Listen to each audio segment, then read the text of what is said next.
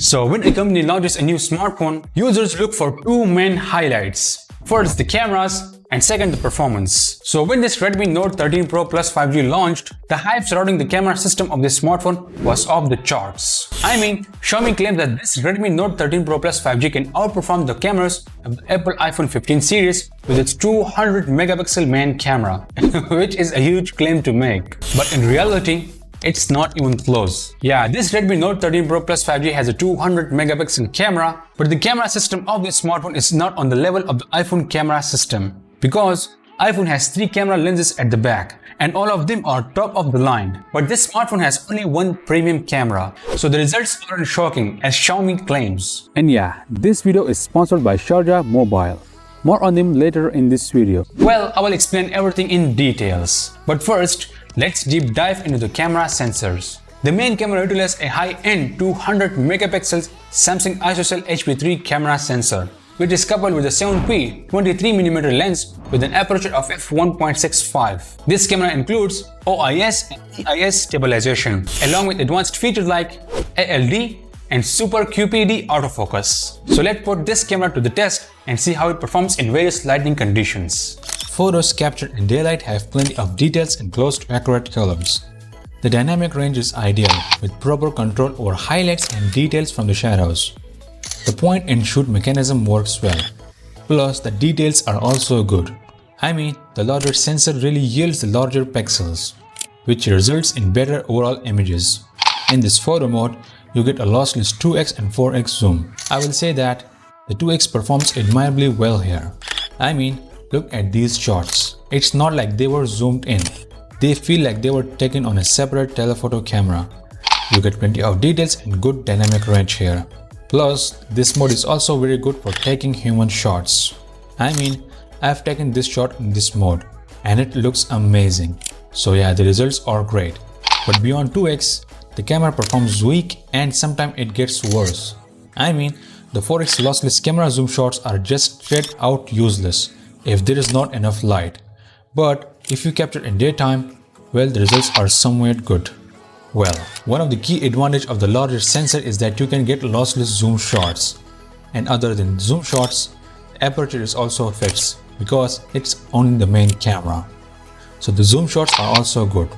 Well, I have noticed that there is no 2x or 4x in portrait mode, but when I click photos in this mode, there is a bit of background blur, and that looks awesome with that natural background blur. Well, here is the portrait mode and here is the 2x mode. See the difference? Well, this is really good because of the camera's larger sensor size, combined with a wider aperture, is doing its thing. So, if you have the smartphone and you're just shouting at Xiaomi to not give you the 2x or 4x option in the portrait mode, well, you can capture in this mode and the background will be automatically blurred.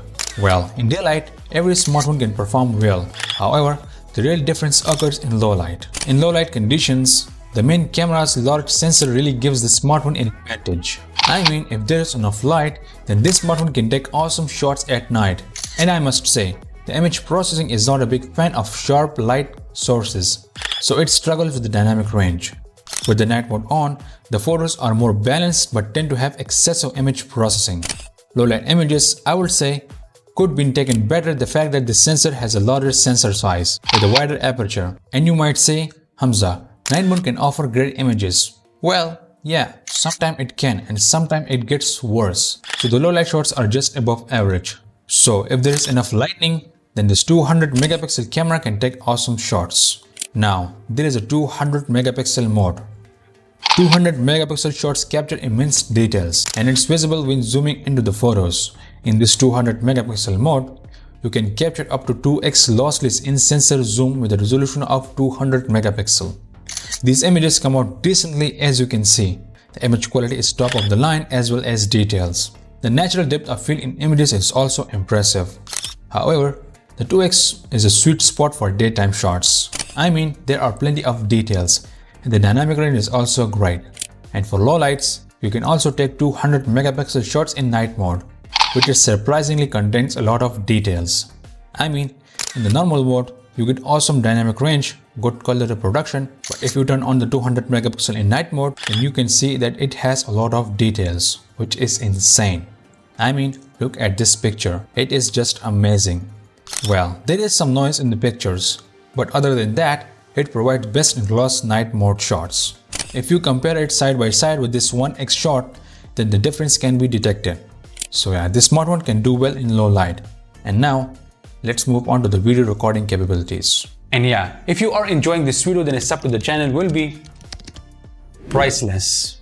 Well, the video recording capabilities of this smartphone are so much worse, which you will see in a bit. I am saying worse because there is always something missing in videos. And that's all on the chipset of this smartphone, which is not fast enough to process the data from the sensor. Don't get me wrong here, but there isn't anything wrong with the camera sensor. It's just that the chipset is not fast enough.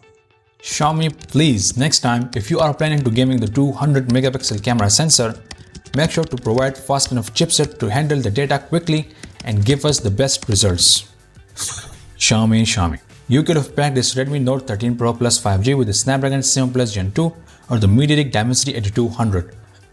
But Xiaomi, alright. Let's move on to the video recording capabilities. Well, here is the 4K video. And I must ask, is it just me or there is something very wrong with this video? I mean, if I compare it to a 5-year-old flagship smartphone, then the difference is huge. And once again, I would like to mention that how much a difference can a slower chipset can make. Well, it's just that the stabilization is not working and the footage is shaky. And there is always something moving in the mirror. I mean, I have taken a lot of pictures and videos. And every video recording, there is something seems to be moving in the center of the video. And if you ask about 4K 24 frames per second, well, don't even get me started on that. I mean, it's just so much useless. Well, let me show you some footage. You can see the lag, the noise, the image quality. It seems like it was taken on a 2015 smartphone. You might ask, Hamza, what about the low light? Well, the noise, the focus hunting, the lag, it's just like a waste. I mean, please tell me in the comment section, is this footage useful? I mean, how on earth is this called a video? It should be called a waste of storage and space because it's just trash. Alright, there is no 4K 60 FPS support on this smartphone, so let's move on to the 1080p. And I still don't think that if you have the 4K capable smartphone, then who on earth will record in 1080p? But let's see. Here is the 1080p 60 FPS video. Well, did you see that? It's so shaky and the image quality is not usable. I don't know why Xiaomi calls this camera a flagship. What on earth it looks like a flagship. And Xiaomi charges $350 for this smartphone. Okay, the video is smooth and there is no lag, but the shakiness and the image quality are just straight up trash. Even though there was so much light, but still. Well, here are some other clips. And it's also the same. And the low light videos has the same problem as the 4K videos. The noise is so much that the video is not usable. So let me show you some 1080p 30 FPS videos. The same problem is also here. The video looks so much shaky and blurry, and the image quality is not that great if you see it. I have recorded in different scenarios, and the results are the same. The video is not usable even though there was enough light.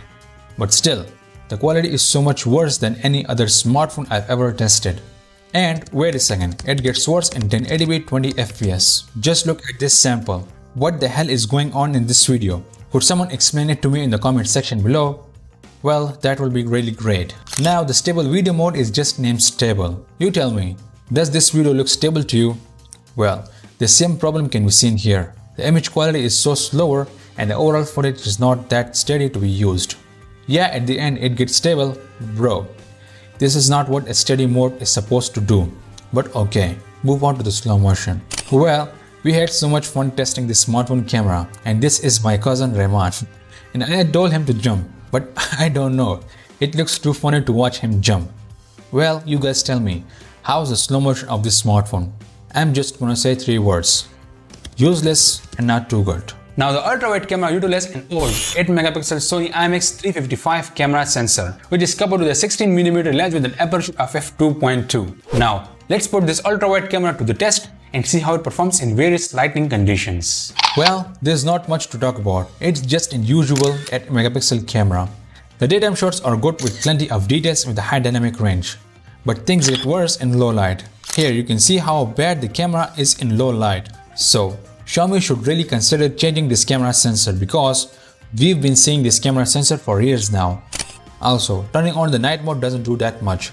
It just adds too much image processing and sharpness. Plus, you can record videos with ultra-wide camera at 1080p at 30 frames per second, which at this level is not that great because the smartphone costs $350. Additionally, there is a macro lens with 2 megapixel resolution and f2.4 aperture. However, I doubt many of you will use it extensively. Now on the front, the Redmi Note 13 Pro Plus 5G boasts a 16 megapixel selfie camera, which is coupled with a 23mm lens with an aperture of f2.6. This selfie camera has a pixel size of 1 micron. Well, it's a good selfie camera in good lighting conditions. It can take awesome selfies with plenty of details and high dynamic range. But when you get to low light, the selfie camera is not usable because of that narrow aperture. But the performance is satisfactory, though it can be a hit and a miss in low light conditions. I'm happy with that improved skin tone detection, but in some cases, it performs well. In terms of selfie videos, then this Redmi Note 13 Pro Plus 5G can record selfie videos at 1080p at 30 and 60 frames per second, ensuring good quality selfies and video capture. The 1080p 30 fps video looks good in most cases. On the top of the mountain, the wind was fast as you can see, so it looks good in this video, with good details and good dynamic range. The 1080p 60 fps video on the other hand looks good with the smoothness. And yeah, there is also tons of details with good dynamic range. So yeah, it's good if there is enough light. So that brings me to my final verdict. If you are someone looking for casual photos and videos, then yeah, it's an amazing option. But the video recording capabilities of the smartphone are not that usable most of the time. I mean, you saw everything for yourself.